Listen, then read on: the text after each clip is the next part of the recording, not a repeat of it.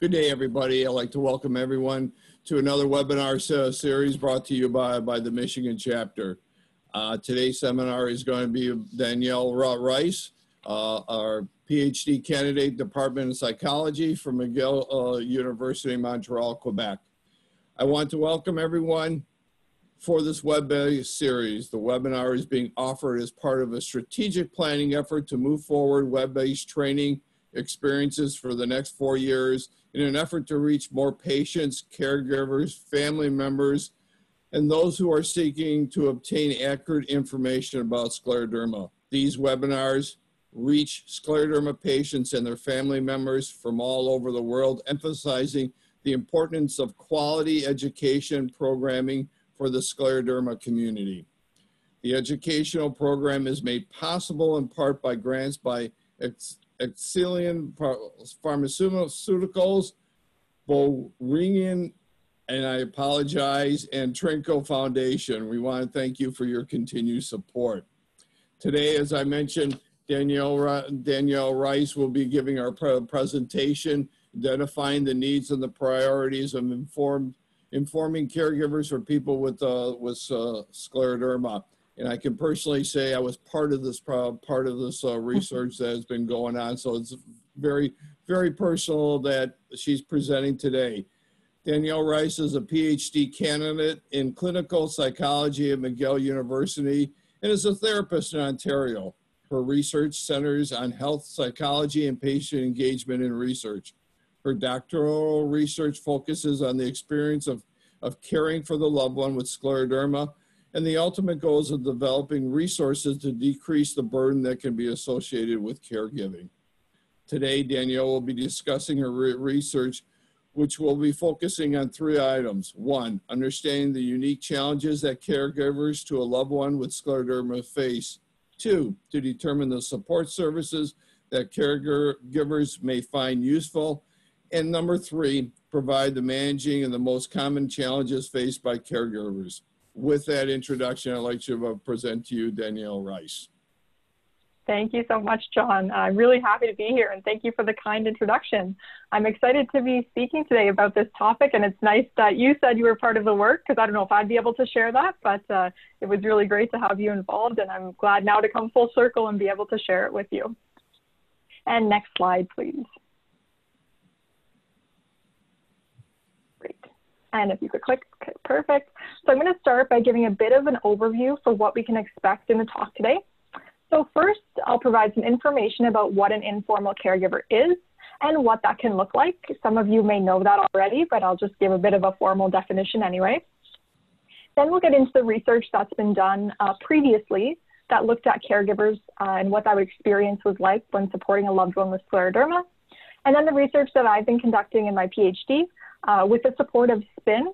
For anyone who's not familiar, SPIN is the Scleroderma Patient-Centered Intervention Network, and they're based out of Montreal in Canada. So that's where my PhD, we focused on our work through SPIN as well. And next point, please. Thank you. And then finally, we'll have the chance to go through a couple of practical tools, such as resources that are already available when helping to support a loved one with scleroderma, and also tips for managing some of the challenges that may arise from this role and that we saw in our work were arising in the role of being a caregiver. And next slide, please. Thank you.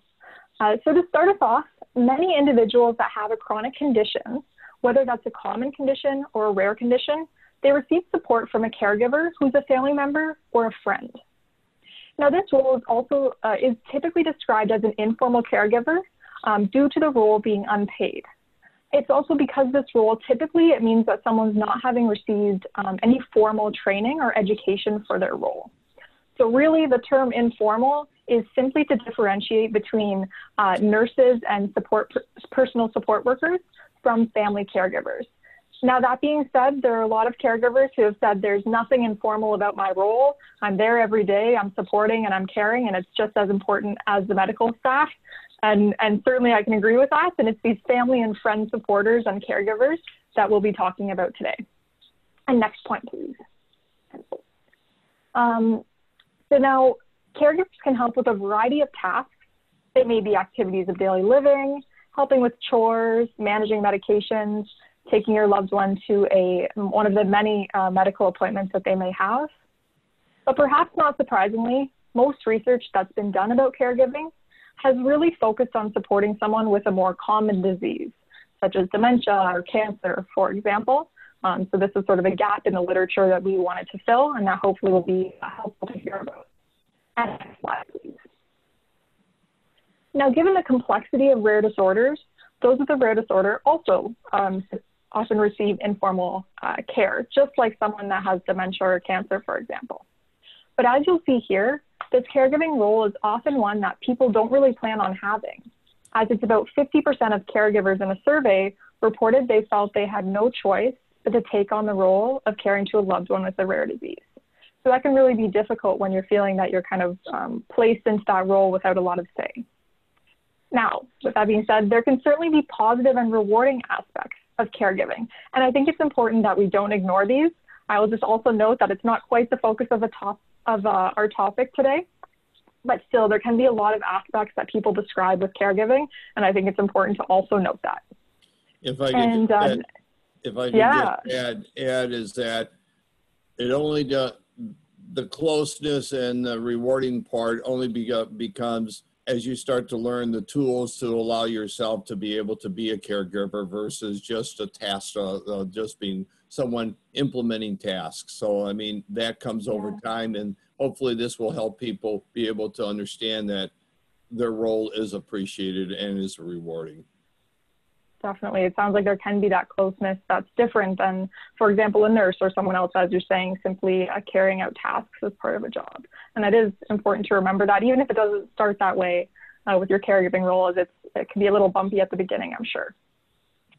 And caregiving is, although it can be positive, caregiving is often perceived as really demanding and stressful. And what we know is that in North America, only 1 in 5 caregivers report that they're coping very well. Which is a bit of a sobering statistic. So next slide, please.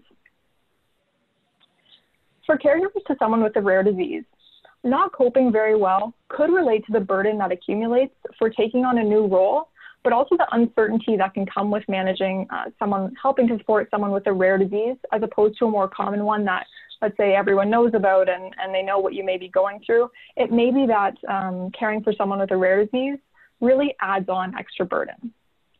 So this burden may occur, due to taking on unfamiliar roles and ones that you hadn't expected. This may be the role of a researcher, for example, and if you don't mind clicking, just a little picture will show up. You may also be taking on the role of a care coordinator, if you don't mind clicking again, and an advocate. And this is something that I've heard many people say is that my role is really advocating a lot and helping at doctor's appointment and communicating. And that's something that we don't typically have education for that. You know, how am I supposed to advocate for someone? What do I say? How do I not sound rude? It's a lot of things to juggle at once when you're trying to support your loved one and take on these various roles. And next slide, please. So in line with all of those tasks, burden is undoubtedly placed on caregivers, and 2/3 of caregivers to a loved one with a rare disease report feeling unsupported by their healthcare system. So really, again, suggesting there's a need, an important need for this research to improve the experiences of caregivers to someone with a rare disease. If we're finding that 2/3 of people aren't feeling that they're supported, there must be something that we can do to improve that. And next slide, please. I know you all probably know what scleroderma is, and I'm not going to tell you the facts that you live through or you've seen someone live through. I just want to highlight with this slide that as scleroderma is unique and a rare disorder, what one person faces with scleroderma as compared to another may look quite different. And that can be the same with the caregiving experience. It can be really quite unique. Even if there's many people caring for someone with scleroderma, there can be things that are quite different from one person to another, especially given the stage of the disease, what someone's symptoms are. Again, quite unique as scleroderma is. I would say that is also the case with the caregiving experience. And next slide, please. And this I wanted to show, which is probably very familiar to you all as well. This is one of my favorite infographics and is quite regionally relevant for you. And if we think about the number in the top left-hand corner that there's about, let's say, 10,000 people just in Michigan that are impacted by scleroderma.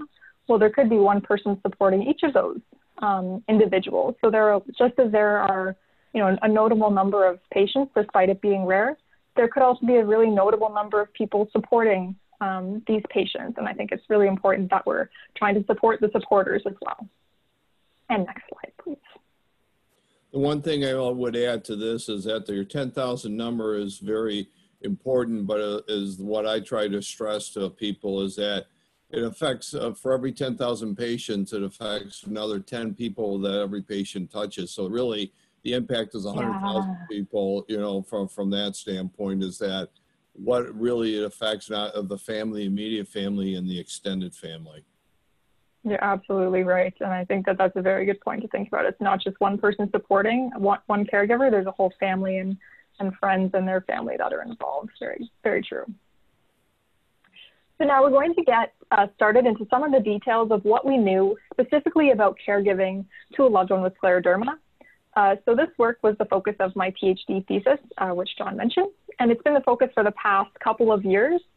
But before I started, we wanted to make sure that stuff hadn't been already done in this area and that all of the questions weren't already answered.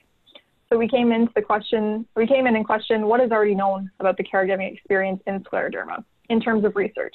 And the answer was not a lot. We looked through the literature quite extensively to determine what was known about supporting a loved one with scleroderma. And really all we found, if you don't mind, next point, we found that there was just one previous study that considered the experiences of people caring for an individual with scleroderma. It was a PhD thesis that was conducted in the US in 2012, which now feels like a long time ago, but when I started, it didn't feel that long ago. And this thesis involved 13 caregivers who were interviewed about their experiences, and what they did was they described what they felt like as a caregiver to someone with scleroderma. And as you'll see on the slide, there were really three main areas that they highlighted talking about their experience. The first one was their personal impact of being a caregiver. The second one was existential concerns. And the third one was the uniqueness faced by caregivers and the uniqueness of the disease, which again is something that I'm sure many of you have lived through. So here are just a few details of what was found. I won't go through every point, but I think the personal impact one is relevant because there are so many emotions there. There's some feelings of guilt, some feelings of hopelessness, and stress that are coming up for caregivers that they're reporting, and also the need to try and find new coping styles, as well as a strain on the relationship. Of course, existential concerns are something that may come up, and then the uniqueness of the disease, it can certainly be quite isolating, and I think it's nice to have these educational webinars and support groups to try and take away some of that isolation. So this was really what that thesis found, and this was all that had been done in the caregiving world for scleroderma before I started. So it's a great first step, but there's still lots to be done. And next slide, please. And here you'll see just a quote. One quote, there were so many quotes, but these are a couple that stood out to me. The first one is on the existential concerns, which I'll certainly let you read. And then the second one was about the uniqueness of the disease, which was highlighted. Thank you for doing that.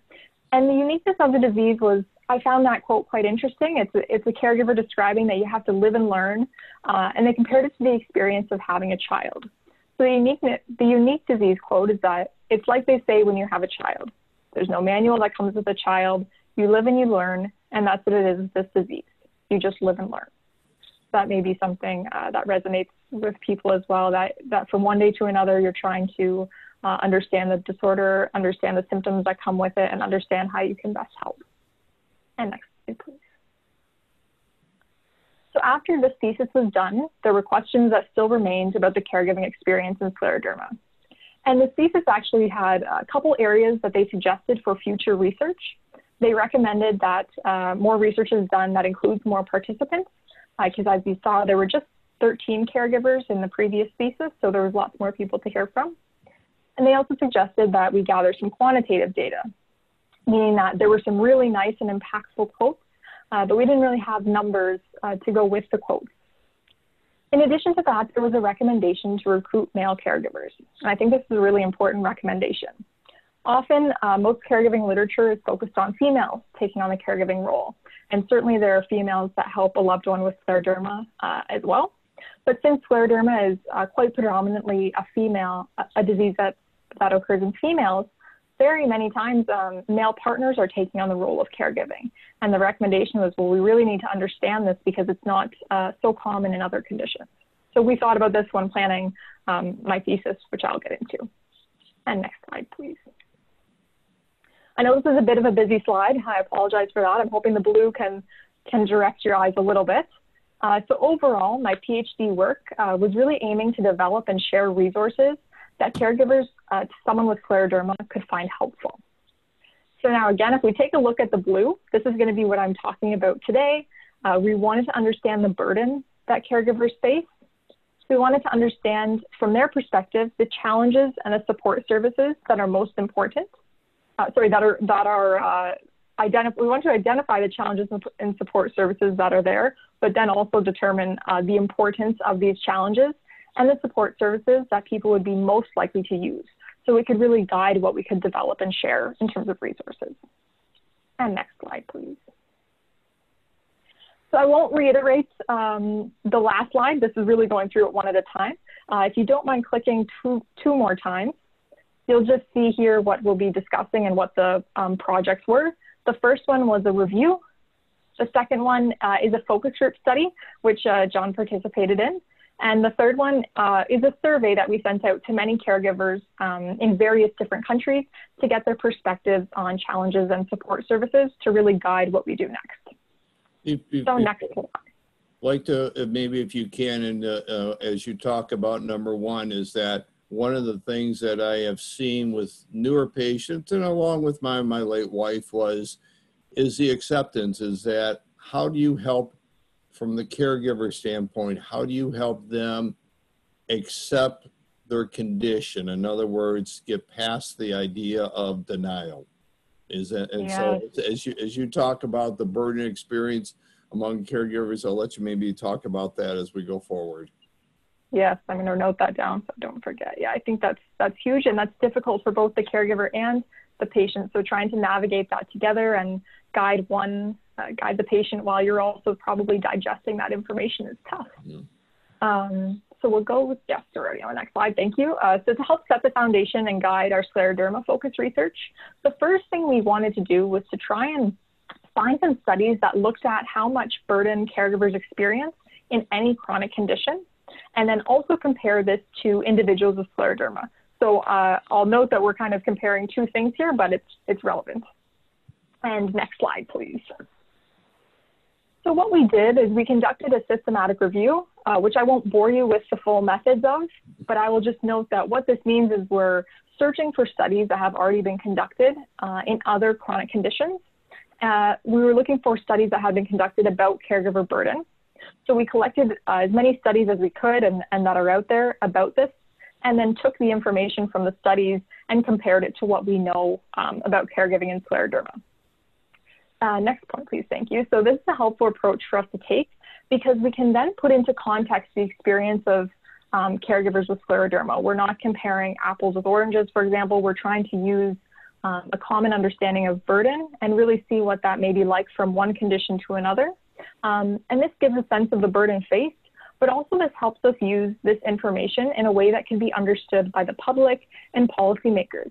This is something that we can use for decision makers, and if we say, hey, you fund caregiver support groups for cancer, but it turns out that people caring for someone with scleroderma face more burden. It gives us that bit of a comparison, which we're not trying to say who's worse off. It's just a leverage tool that we can use that's grounded in research.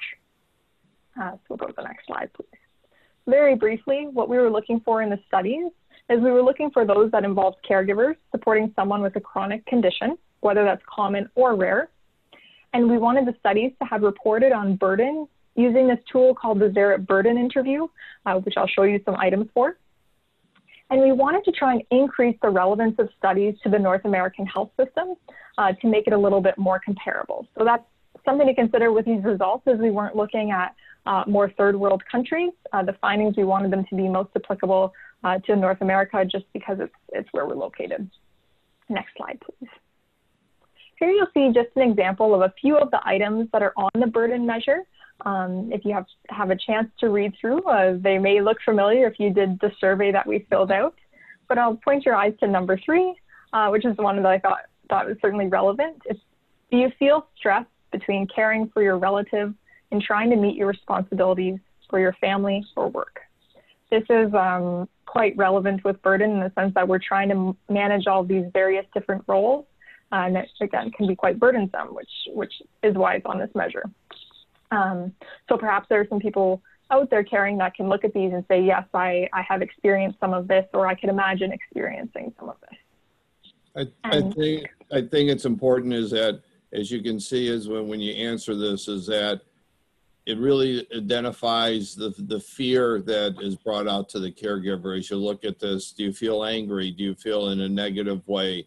You're afraid of what holds for your relative. Do you feel that is dependent upon you? So there is that, it does help identify what are the needs, of what the caregiver is going through. So this was very important. Absolutely. And I'll just show you here too, that as you noted, these are worded in a way where if you're scoring higher on the tool, it means you're experiencing more burden. So if you're scoring a 4 on one item, it means maybe you're feeling more angry or resentful. So that'll be relevant on our next slide if we move to that. So again, lots of numbers here. I promise I'll direct you. The one that I'm going to bring your attention to is in column 1, 2, 3, 4. So the pooled mean column. What these numbers are is the mean of the average score that people had on the burden measure when we looked at other diseases. So if you look here, there were various different conditions that we found that reported on burden, things like ALS, which you may have heard of, heart failure, spinal cord injury. These are, some of them are common conditions. Now, what we can see is that if we look at cirrhosis, which is the second one down, just as an example, they scored an 11.5 on the pooled mean of the pooled average of their Zaret burden score. Now, if we look at the bottom, if you don't mind clicking one time, I think a box will come up, maybe. Thank you. We can compare scleroderma here, where the score was 13.5, where caregivers are reporting on average 13.5 on the Zaret burden scale. And you'll notice that this is the highest out of all of the other conditions that we looked at. And I'll give some caveats later of, there's only a few studies and whatnot, but still we had 200 people that were reporting their burden, and that's not a small number. So it's just something to consider, again, is that there are certainly, there's some important burden being faced by caregivers to someone with scleroderma, and that shouldn't be ignored. And we'll go to the next slide, please. So what this first review and our first study demonstrated is that in the group of studies that measured burden faced by caregivers to a loved one with a chronic condition, caregivers to a loved one with scleroderma reported the most burden. And next point, please. An important consideration, as I sort of gave away before, is that some of the conditions only had one study.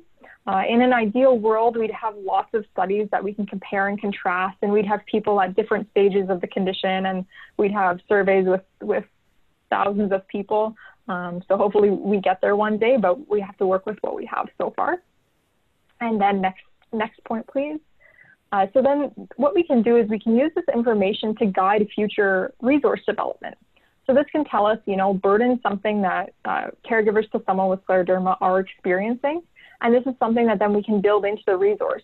How can we help with that burden? And as you said, John, maybe one of the things that causes a lot of burden is the lack of acceptance and the denial either of the condition from the patient or the symptoms or the limitations that come with scleroderma. And maybe that's something that would reduce the burden, is if we were able to give some input on how we can help move towards acceptance.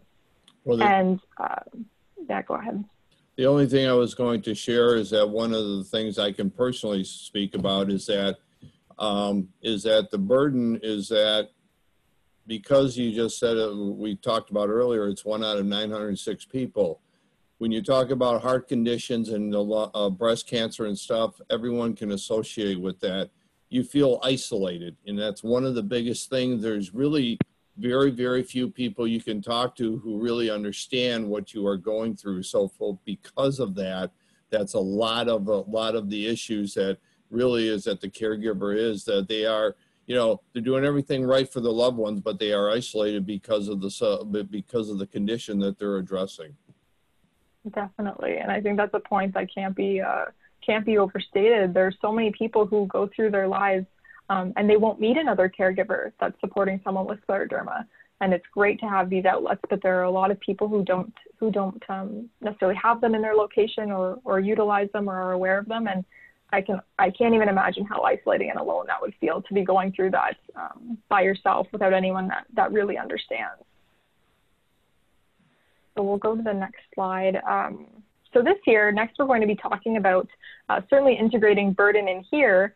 I'll present now some work that we did at national scleroderma conferences. We held focus groups where we had the chance to have discussions with people that were caring for someone with scleroderma, which was very useful from my end too to hear the firsthand perspective. Here, that's just a picture of the work. So it is, we do our best to publish everything so that people can read about our findings, and these articles are freely available online. So do feel free to share them if it's something that you think someone would be interested in. And next slide, please. So for our second study here, I guess big picture, what we were doing is we were really working from the ground up. We wanted to have people with lived experience in the study, of course, as is common with most research, but also we wanted to have them help develop a survey that could then be completed by a larger number of caregivers. So first, we needed a list of the challenges experienced by caregivers, and then also the support services that perhaps they would use. So this would then allow us to form a survey with the items that caregivers themselves shared. So we aim to develop a list of this information for caregivers themselves.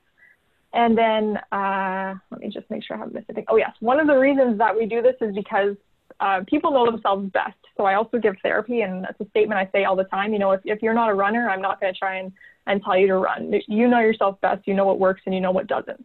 And I feel the same way in research where I don't have scleroderma, I don't have a loved one I'm caring for with scleroderma. So I know that anyone going through this knows more than I do, and that's who I want on our team, and that's really what the SPIN team, the Scleroderma Patient-Centered Intervention Network, that's really the format they follow too, is we want people involved to guide us to the right place. So that's what we hope for with this study, is that caregivers themselves could help create these lists, and then we could make that into a survey. So next slide, please. So we held 3 focus group discussions where, to give you a bit of a rundown, again, John, you'll probably remember this, we had caregivers in a bit of a boardroom at a hotel typically, or the conference center. We asked all caregivers to write down a list of all the challenges they face in regards to caregiving. So each person was writing their own list independently about the challenges. And if you don't mind clicking for one, yes, perfect. So we asked them to write a list of the challenges. And then next we asked them to write a list of any support services that they thought would be helpful. So these were the exact questions that we posed to our participants. And we had them write their lists for the 2 questions. And then we went around and we really shared one at a time what those challenges are that people face, and then what the support services they would want to have in place to be developed. And then we displayed this we presented it on a screen, and then people could see what we typed people's responses, and then they could say, oh no, that wasn't really quite the challenge that I was trying to say. I was really trying to describe this.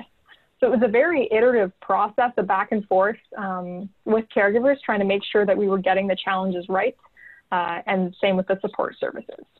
It was, I can personally say, it was a very good interactive session. It was good to hear from other people, and really to hear that you weren't alone, and many of the problems that you faced were common among the caregivers of scleroderma patients. Mm-hmm. Thank you. Yeah. And here you'll see in a total of 3 group discussions. A couple were held in Canada, a couple in the US. There were a total of 13 caregivers to those with scleroderma who participated. There were 7 women and 6 men. And as you'll see, the caregivers really spanned a pretty wide age range, which is nice. The more perspectives we can get, certainly the better. Now, during this process, what we also did was we developed the Scleroderma Caregiver Advisory Committee, just meaning that we also wanted some more men and women to be giving feedback men and women that were caregivers, either currently or previously. We wanted them to be giving feedback about the items that we had. Make sure that we're stating things the correct way and really ensure that the caregiver voice was maintained throughout the study. Sorry, in my internet. Can you hear me?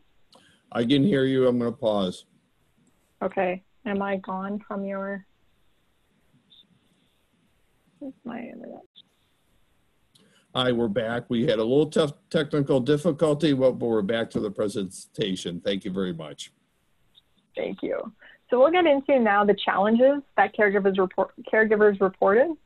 I've listed just some of the broader categories here of the challenges that were described.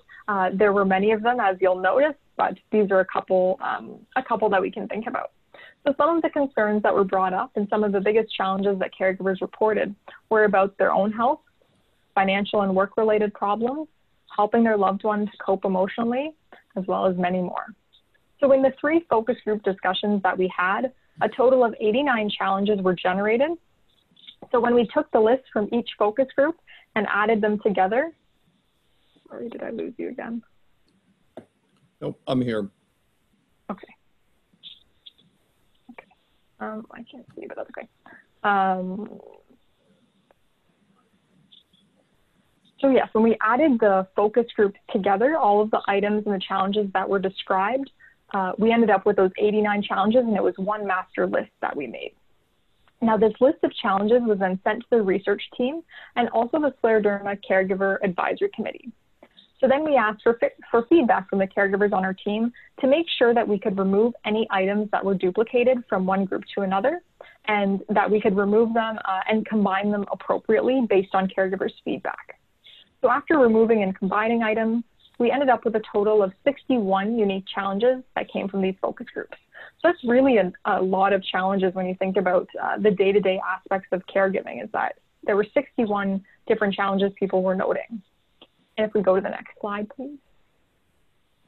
So for the support service items, the 3 groups developed a list of 41 items.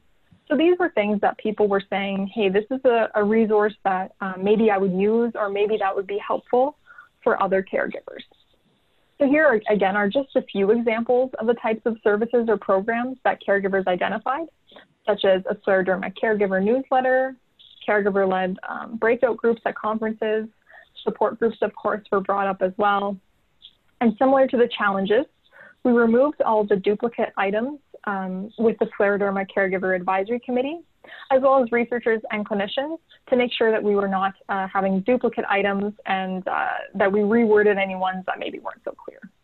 So with this feedback, we ended up with a total of 18 unique support service items. And next slide, please. So this is, again, just a summary. We ended up with 61 challenges that were described by caregivers and 18 support service items that caregivers noted may be helpful if they were available.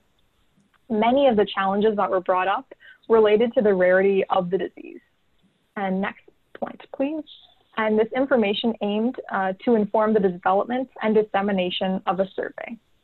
And next slide, please. So now you should see, hopefully, another paper. So this was the final study that I'll present today. And before we get into some of the resources and tips, that's what I'll do after. I'm just going to present the results of this survey. So this survey was made solely from the items that we had people describe in the focus groups. And next slide, please. As alluded to, these survey items were generated right from the group discussions. And once our survey was ready, our objective was really to try and use the survey to determine the importance of challenges that had been identified. So while there were 61 challenges, we wanted to know, okay, well, which ones are coming up most often? Which ones are most important to you and happening on a regular basis? And then for the support service items, we wanted to know, if you were to try and prioritize these different resources, which ones would you want to be made available? Which ones would you want us to work towards developing? And then at the bottom of the slide is just a visual of the process where we had these focus groups, and then we got feedback from caregivers as well as feedback from researchers and clinicians. So a lot went into trying to finalize the survey and make it user-friendly. And next slide, please. So in line with this goal, we recruited informal caregivers to people with scleroderma through 5 different patient organizations in North America, Europe, and Australia. And we disseminated the survey online. That's why we were able to reach various different countries. And next point, please. So we asked participants to rate challenges on a scale from 1, being not important at all to them, to 4, being very important to them, so that we could get a sense of how important is this challenge and how important are all of these 61. And then if we go to the next point, you'll see the scale of the support services. We asked caregivers to rate them on a scale from 1. You would not be at all likely to use that resource, to a scale of 4. At the very end there, you'd be very likely to use that resource if it was made available. And next slide. So with the help of the scleroderma organizations, a lot of them were really, really helpful in sharing our survey on social media, which was great. So we were really happy to have over 200 caregivers complete our full survey. And participants, as you'll see, were from various parts of the world, with the greatest number of participants being from the US, certainly making it a bit more relevant to people in the States. Now, while I won't go through all the details of the sample, I just want to also note that the sample, if we click next point, you should see a graph of how many males and females, or the percent. And you'll see here we were able to get 61% of participants were male who completed our survey. And if you remember, this was a gap that was really identified, is that we wanted to hear from male caregivers. And also we had lots of partners who were caregivers reporting, providing their responses, with fewer parents, children, or friends taking on the role of caregiver. It was really largely partners who were taking on that role. And I guess I'll just chime in, is that if you remember back to the previous slides that were in the beginning, is that 80% of it happens to women, and that the normal age group is 30 to 50. So with that, you would expect the partner, and with that is that very, very fewer patients are children.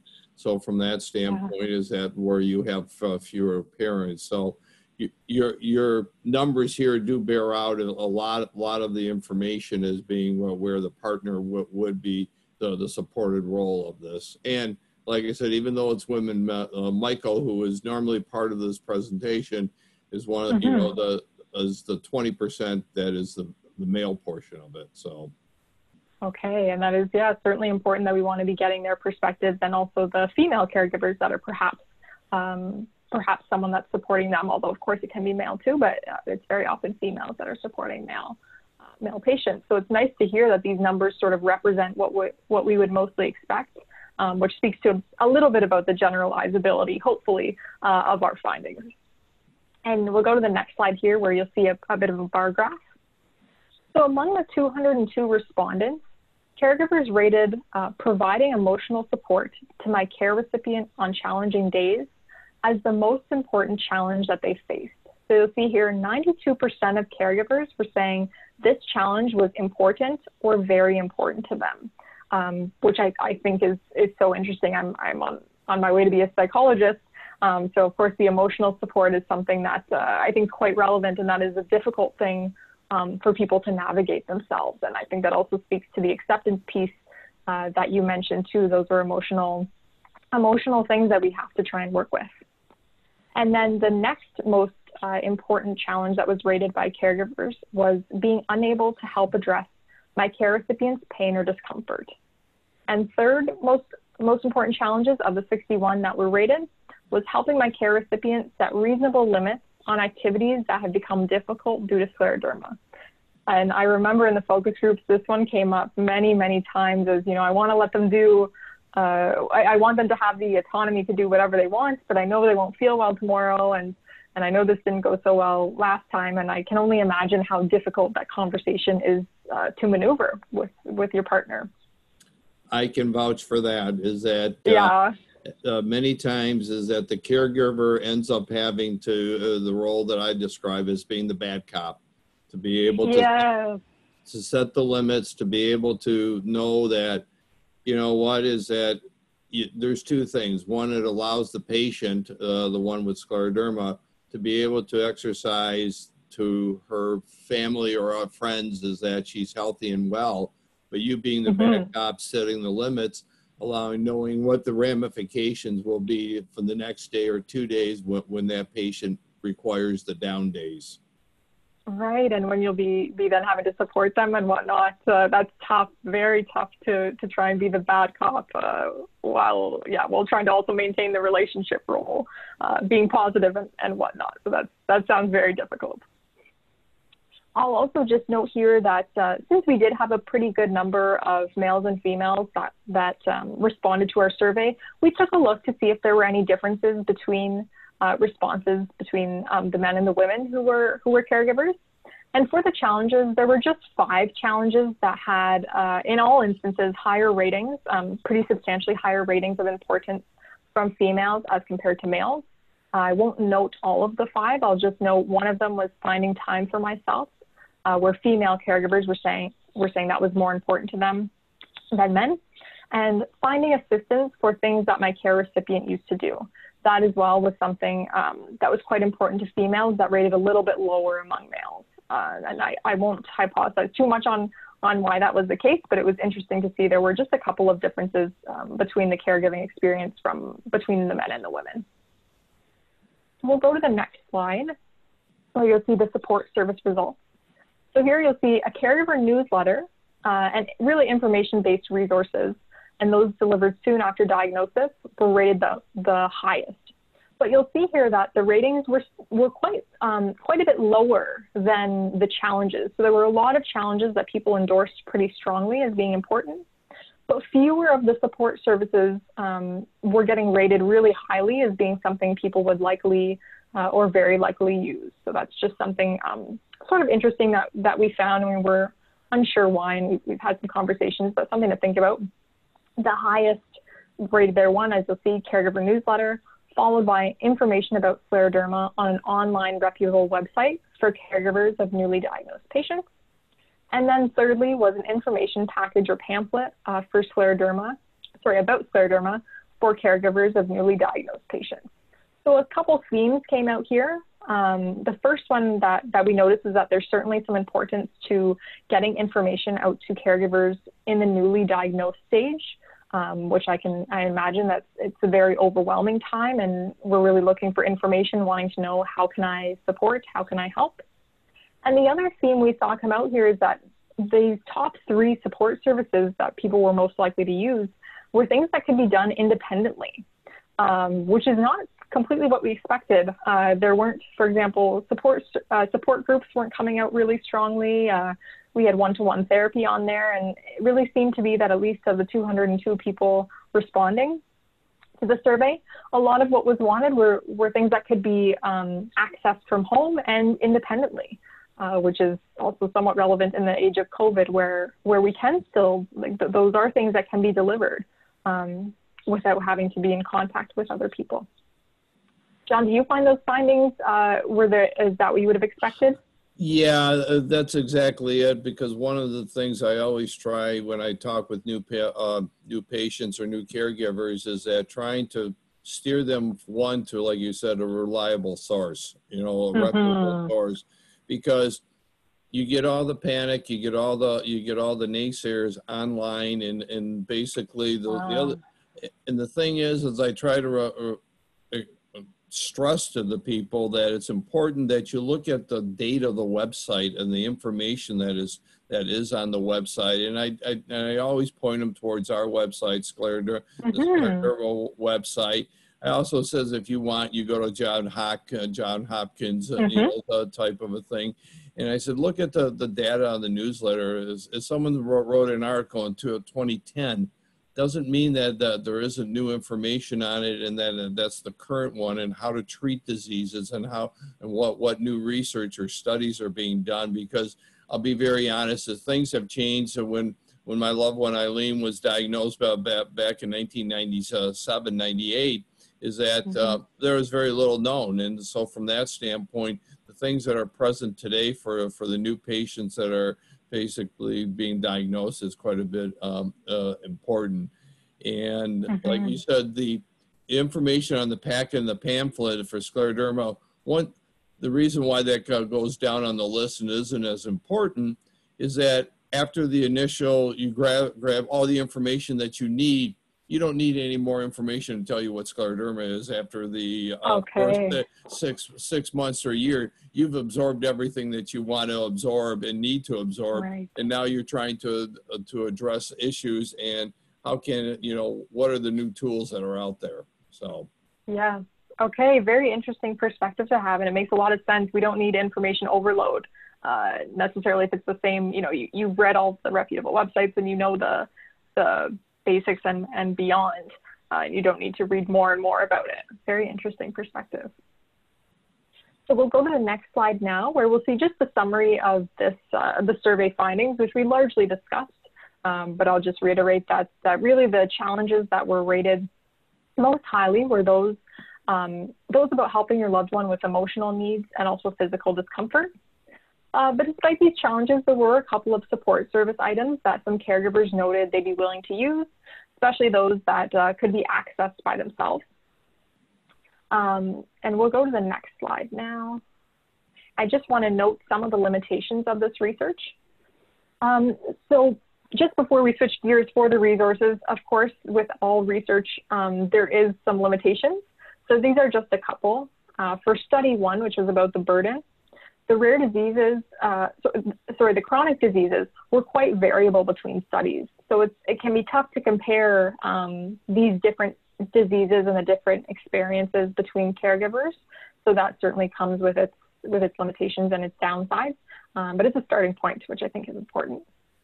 And if you click for some of the limitations for study 2 and 3, there was a lack of diversity in our samples, for sure. We were looking for only English and French speakers. And we also recruited through the patient organizations and cohorts that are ongoing and social media websites. And inherently, really what this could do is connect us more with people who are already a little more well-connected to the scleroderma community, because that's who would have seen the advertisement. So it's something to consider is that those who don't have any interaction with the scleroderma community or less interaction wouldn't have been likely captured in our studies.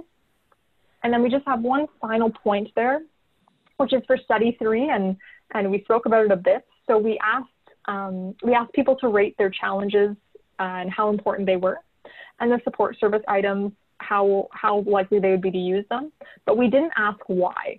So that may be something that if we were to do this again, it may be good to know from everyone, why did you pick one response versus another, and why did you not pick this one as most important? So just something that we didn't get a chance to do. And I'll move to the next slide now, which is going to get a little bit into quick tips and available resources. So we're switching gears a bit, and here I'm putting on my therapist hat a little bit, but also mixed with the fact that I'm fortunate enough to do research in this area. So we're going to go through briefly some self-care reminders, which I think are things people know, but sometimes we need a push or we need a little reminder that it is important to take some time for yourself. And I'll present some resources that have already been developed for caregivers to someone with scleroderma. Maybe you're aware of them, or maybe some of these will be new for you. So if we go to the next slide, please. Here we'll see if you click a couple of times. I'll start with one of the best tried and true methods for improving your own wellness, which is called behavioral activation. Sounds very fancy. People think that this means I'm going to ask them to run. I promise that does not have to be the case. You don't have to do any exercise for behavioral activation if you don't like it. The idea is doing more of the things that make you feel good and less of the things that make you feel bad. A simple concept, but it's something that we don't always do for ourselves. So this could mean trying to master a new activity or trying to do something that is going to make you feel good. And it sounds silly, but checking off something on your to-do list, or cleaning one room in your house.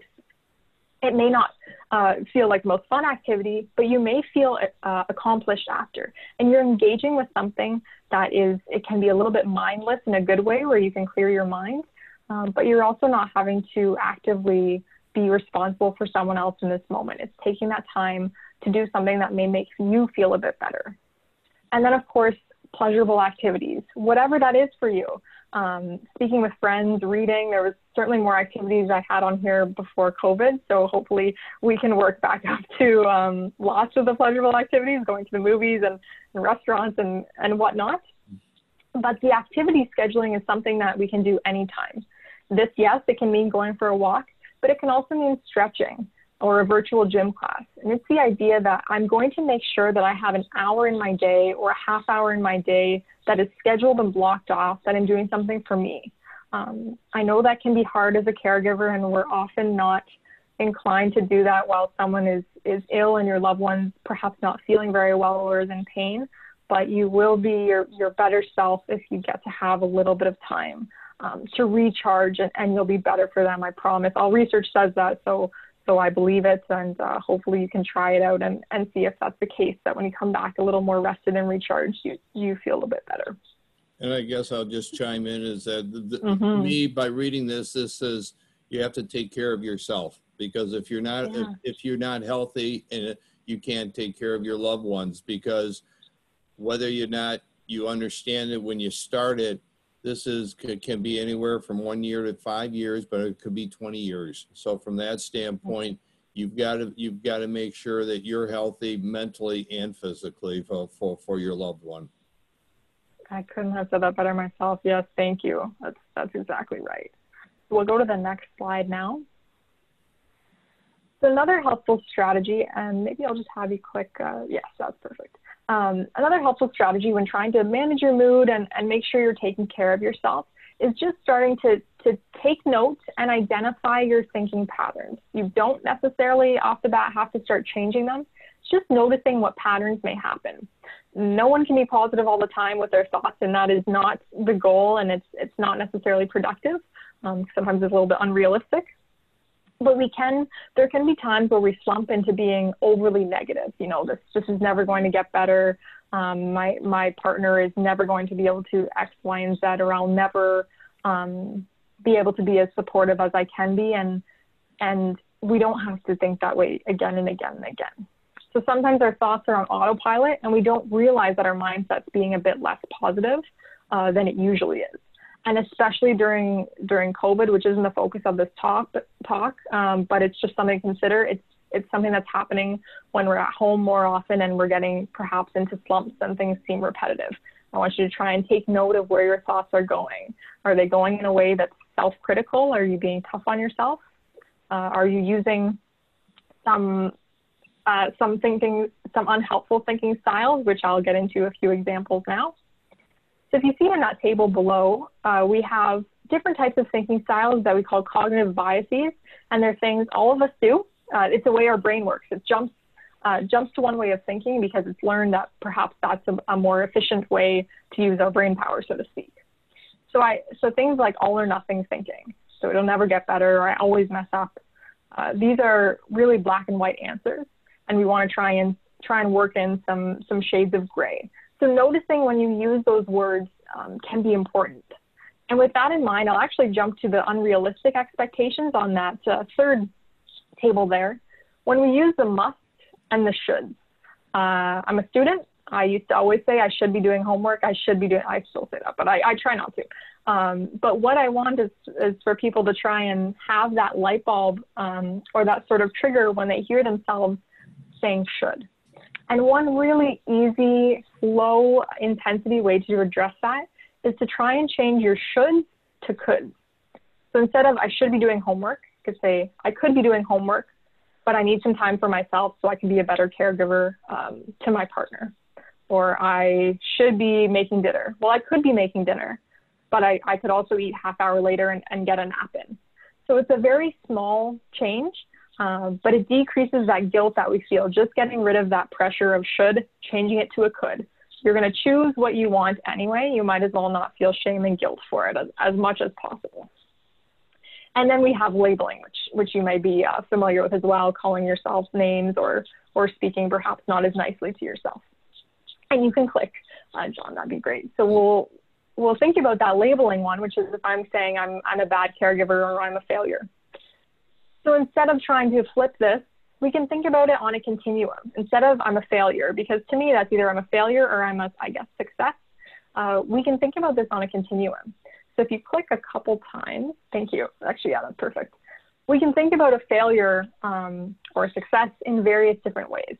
So let's say today I'm a caregiver and my caregiving skills weren't very good. I didn't make I didn't do everything I could have done for my partner. But I can think about my caregiving skills, and I was still here, and I was still at least trying a little bit. So maybe I give myself a 10 out of 100. But today I was pretty supportive. I didn't do things properly, but I was there. I was cheering on my partner. Maybe I get a 40 out of 100 for supportive. And then caring. Well, I was definitely caring. That's why I feel like a failure, is because I care so much about my partner. So maybe I get a 90 out of 100 or an 80 out of 100 for that one. So now we see we've got 10, we have 40, and we have 90. Well, none of those are zero. And certainly if you add those together, they're not zero. So we're not a failure. So it's trying to think of things on a continuum. We don't have to be a failure or a success. It could be that I wasn't my best. I didn't deliver my best caregiving skills today, but I'm glad that I was at least supportive or caring to my partner. Trying to do these little mind shifts and get in different habits can really make a difference, and eventually they can become more automatic, which is nice to see. So we'll go to the next slide, please. This is just a brief reminder of the challenges that were identified and how some of these we can target with some specific skills.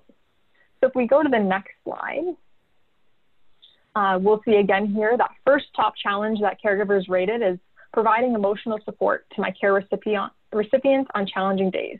That was one of the biggest ones that people were saying is tough. And you can go to the next slide. Thanks. Yeah, just on the top there is great. We have that. So what this tells me is that people are having a tough time being supportive to their care recipients, or feeling that they're not being enough, feeling that they're not doing well enough, they're not doing the best, they're being tough on themselves. So this makes me think of the word self-compassion, which is being compassionate to ourselves, knowing that we're trying our best and we're trying to support them, even if it doesn't feel natural to us and even if it's harder than we would have imagined. So what self-compassion does is it's recognizing that we're all imperfect, but rather than feeling angry or critical about that, we want to try and be a little more gentle with ourselves when confronted with this. So perhaps we're feeling helpless because our care recipient is having a tough day and they're feeling a little bit down and depressed. Well, this is when we can remind ourselves that I don't have training to fix someone's depression. I can't necessarily give them an antidepressant. I can't necessarily give them therapy if that's not your position, and that's typically not when you're their informal caregiver. And this is being compassionate to ourselves and reminding that that's not my job and I'm doing the best that I can. So if we click again, and once more, it's really trying to not be as hard on ourselves and switching that dialogue to saying, well, I may not be able to make my care recipient feel better today. I'm doing my best to be supportive while in this caregiving role that I haven't received formal education for. It's just being softer. It's still true. You may not be making your care recipient feel better today. We're not trying to lie to ourselves. It may be the case that we can't get them to snap out of it or make it better, but that's okay. And it doesn't feel good, but self-compassion is reminding ourselves that I'm doing my best, and I can sit with the feeling that perhaps I'm not the perfect caregiver today, which is hard, but again, we haven't received education for this. It's very hard. Yeah, easier said than done, because you do feel like you feel helpless, and so from that standpoint, you're trying to figure out what I can do to make that person's pain or depression or anxiety to go away. But like you said, it's hard. It's hard as the individual to keep reminding yourself on that hopefully just a weekly or monthly basis. So yes, and even as you're saying, remind yourself, I'm thinking it would be so nice to have a little sticky note when you need it. That's like that automatic reminder to be compassionate that says you're doing your best, and it's that, yes, you know what, I am doing my best. So we'll go to the next slide. Some of this actually relates a little bit to what you said. So this is, again, just a reminder of that challenge, but there are other approaches that can be taken to try and address that challenge. If you don't mind clicking once more, communicate. So communicating openly with your care recipient. I know this is something that probably everyone tries to do, but sometimes there are ways that we haven't done that, or we perhaps could improve on it. So if we click, 3, perfect, once more, perfect. So when our care recipient or the care recipient is experiencing some emotional challenges, typically what we want to do is problem solve. I heard the word fix, John, you said something about fix, and that is usually what we want to do, is we want to take that experience away, make it better, and that's awesome if we can do that. It really is. Sometimes that's not what the care recipient is looking for, because maybe they know, I'll always live with a little bit of low-level depression, or I'll always live with a little bit of anxiety because of my symptoms. So when we go in and try and problem solve, sometimes it doesn't mesh so well with what someone's looking for. So this is where we can communicate, and if your care recipient's feeling down, you can say, what would you like me to do for you? Did you want me to sit here? Actually, I'll have you click. I think I'm reading. I think I'm saying what I probably wrote. Yes. You can say, did you want me to try and fix this? Should we sit down together and get a game plan and problem solve? Or do you want validation? And validating is tough. It's also a tough thing, because what it is, it's learning about someone's experience, trying your best to understand it, and accepting that emotional experience. It's sitting with them while they say, I'm having one of the worst days that I've had, and it can't be fixed, and I just need you here with me. So it's uncomfortable because we want to change it. We want to fix it. We want to change it. But the healing part of that, of validating, is letting them know that I can sit here with you and experience that sadness. Even if I wouldn't have necessarily felt the same sadness for what's going on, I'm here with you. You tell me what you need and I've got it. But no matter what, I have your back, and I accept what you're going through, and I'm trying my best to understand it. I guess and sometimes, that's what I was just going to say is, instead of validating, you could add point number 4, is that, in my opinion, is that do you just want to vent? So from that standpoint, and exactly, that's an important part. Definitely. I think it's often when we go to vent, people will problem solve, and we're like, no, I'm just telling you why I don't like X, Y, or Z. I just want you to understand that I don't like them because they did this. And then we have to not respond the way that we would want to. And I think venting is a great example where, no, this doctor said this thing. I don't want you to call them. I don't want you to leave them a bad Yelp review. I just want you to hear that the doctor didn't understand what scleroderma was again. And that can be something very powerful, where you are providing emotional support by just communicating and making sure you're doing it the way that perhaps could be helpful. And so we'll go to the next slide now, where we're moving on from the tips. I know I'm almost out of time here, so it's good timing in the sense that you're fine. Don't worry about the time. Okay, thanks. So here we have some resources that are already available, which is great. So this is hopefully some resources that people can use. Maybe some people already know about them. They're nice booklets and tip sheets and information sheets that are available. One was created by Laura Dias, who I'm sure most people may know. She developed this one on the right-hand side here. That's available online. And then on the left-hand side is a guide from Sclerodermie Quebec, which is not part of our group, but it's in the same province.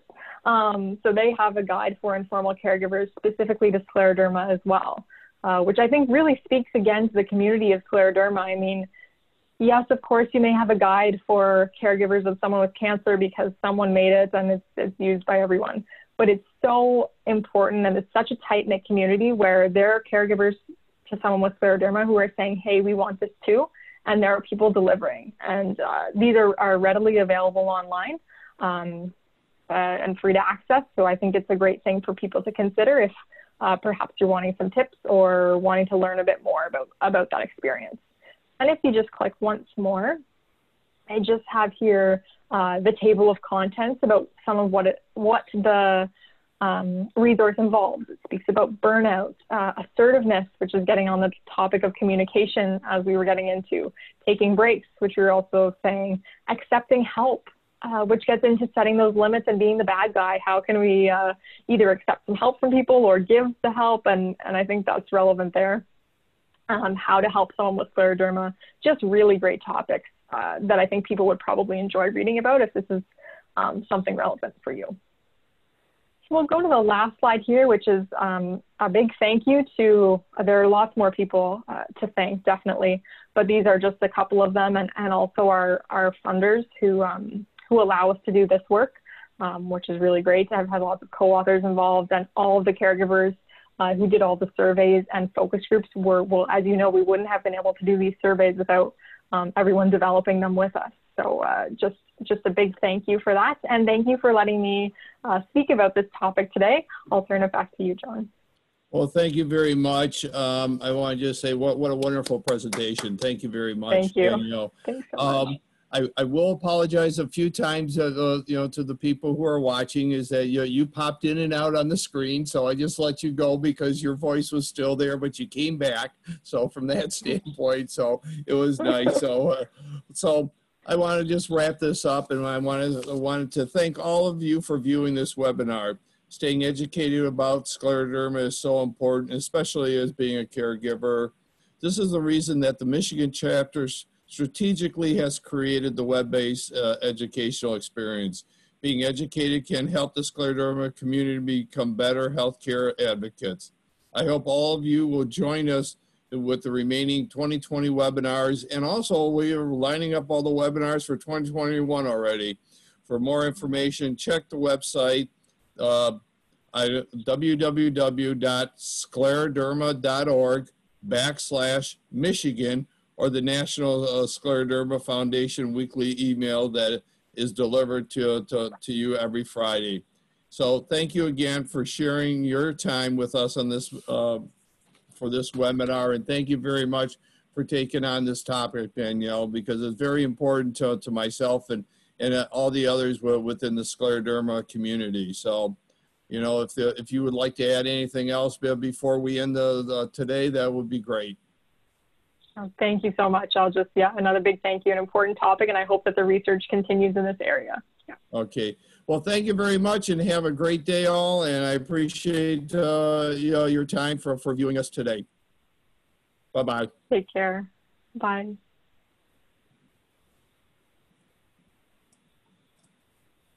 Bye, John. Thanks so much.